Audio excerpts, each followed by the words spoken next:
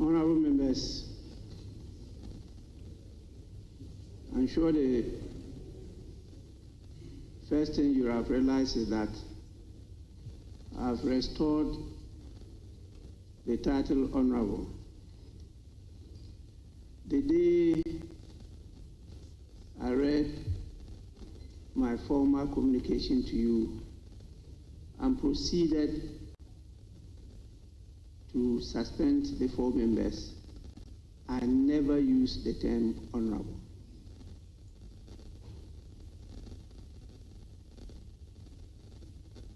I have done so now because your leaders actually came to me to plead that I temper justice with mercy. If any of you here is not remorseful, please be on your feet.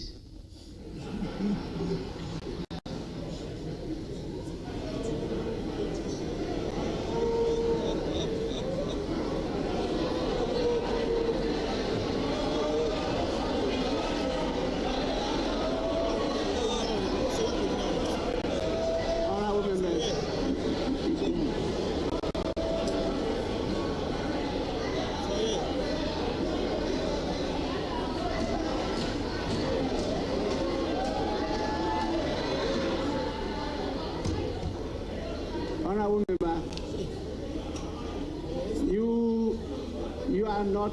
you are not, please.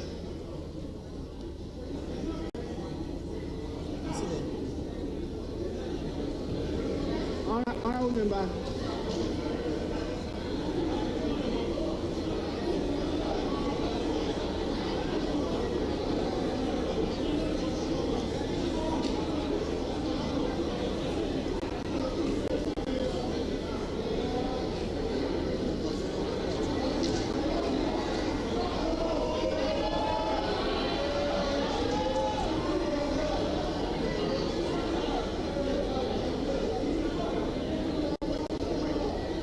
Honorable members,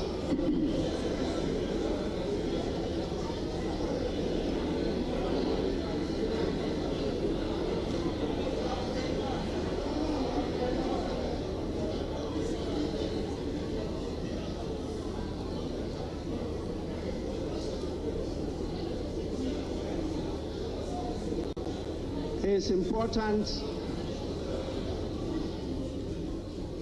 it's very, very important, and I can tell you I understand and appreciate what is happening. This house is often referred to as a house of might and majesty. Might because it's the combination of the sovereignty of all the people in the country. Majesty because the king or queen is part of the house. And therefore, there can be no power higher than that of Parliament. And the person who represents Parliament is the Speaker. And so I sit here and I exercise your powers, and I create an environment for you to be able to perform your function.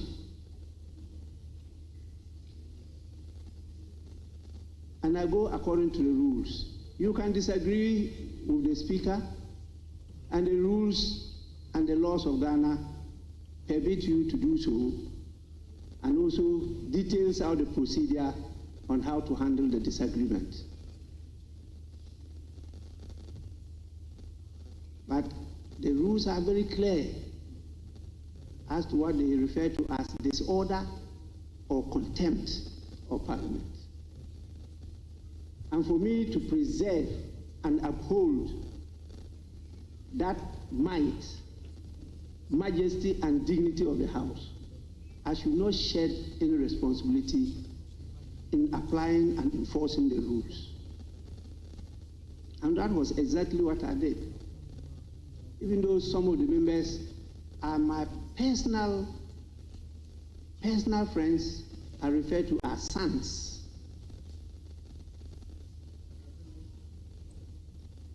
So please, you can ask your leaders when they approach me with this. Yes, as a father, when your son commits an offense, you don't punish the son to the extent that you break his or her leg. That becomes a big problem for you, the father. And nobody is perfect. We are all fallible. So I listened to the apology, and here it was repeated by the minority leader for and on behalf of the members of the caucus, and supported by the majority leader.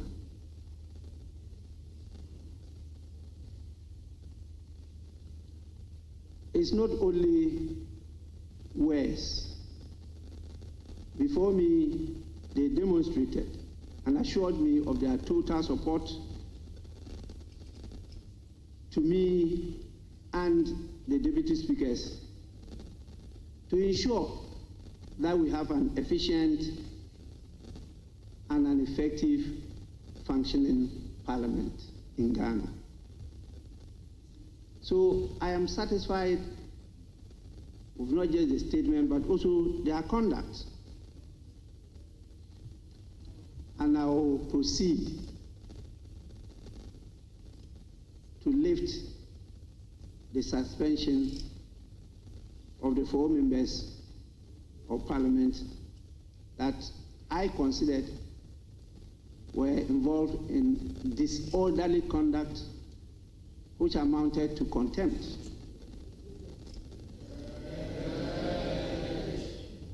The rules are very clear,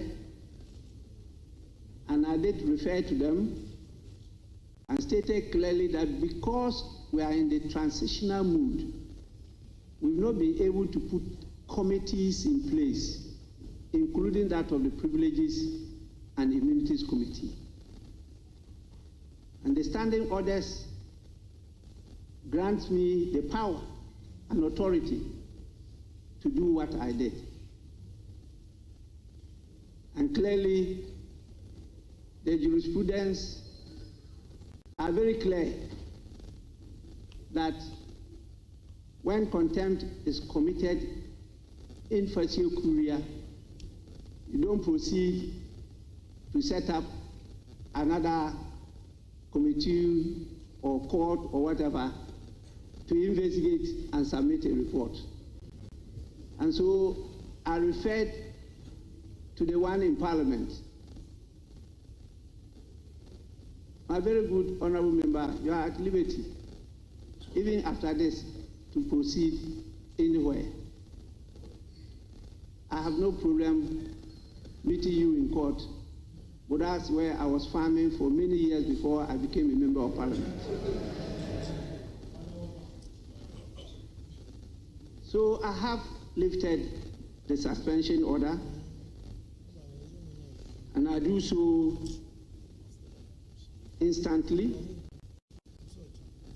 and it takes effect immediately. The honorable members so affected are permitted now to enter the presence of the House. I must say that they complied. They actually complied with the orders. And the standing orders are clear. And presence of Parliament is defined. And we have the men and women to enforce the law. And they actually did enforce the law. So I want to commend the members and also the law enforcement agencies Marshal's Department, the Police Service for their support.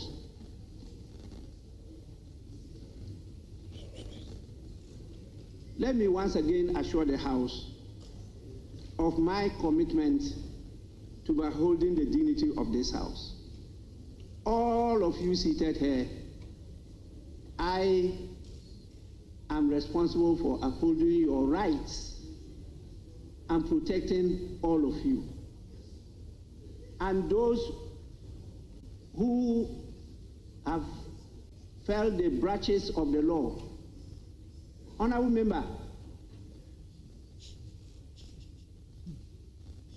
when it is before me, nobody can save you. When it's outside, you can run to me, I will go and save you. And you can ask your colleagues. A lot has come before me, and I've always intervened, both sides, to protect the members and to save them. You can ask all the state agencies involved. And so it's not restricted to any side, both sides, all members. Those of you who don't know it, that's why I'm drawing your attention to it. When you get into any of those challenges and you draw the attention of the office of the Speaker intervenes. And by law, you are protected. There is a procedure we use to do that. We are not above the law, not at all. But there is a procedure because it's not you. You now represent a whole constituency, large number of men and women, children, elderly people. That is why you are made of now, not as individuals. And the rights of all that group cannot be taken for granted. So please, we do so without fear or favor. But let me say that I have read some media reports that some members of the House have referred to me as headmaster, treating honorable members like students.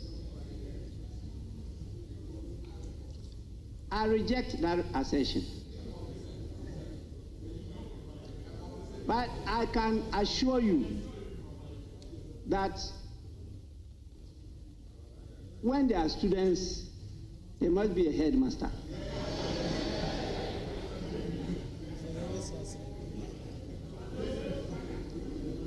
If you don't have a headmaster, you know what is going to happen in the school. The former Minister of Education is nodding his head.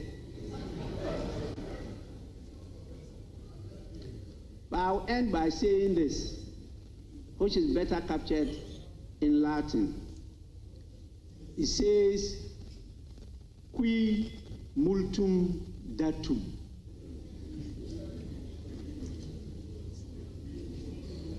It's very simple. To whom much is given, much is expected. And so, you are not called honorable for nothing. They expect so much from you. And don't forget that there's life after Parliament. With this, I want to thank all of you for your attention. And I promise you, the investigations will continue.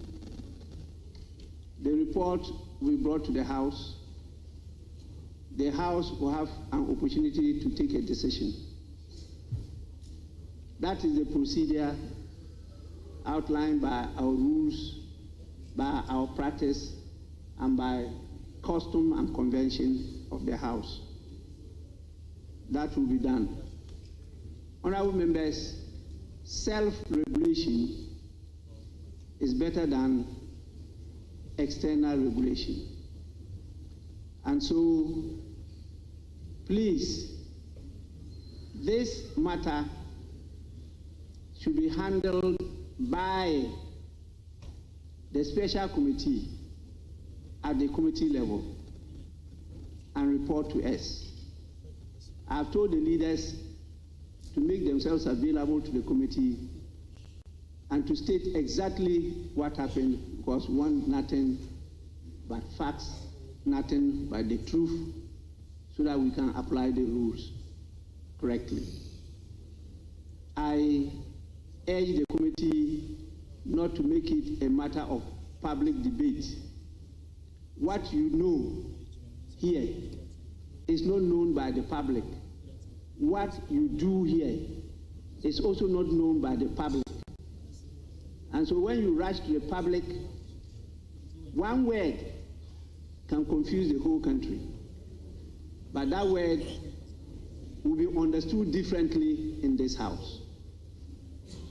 We still have a lot of work to do with our partners outside this House.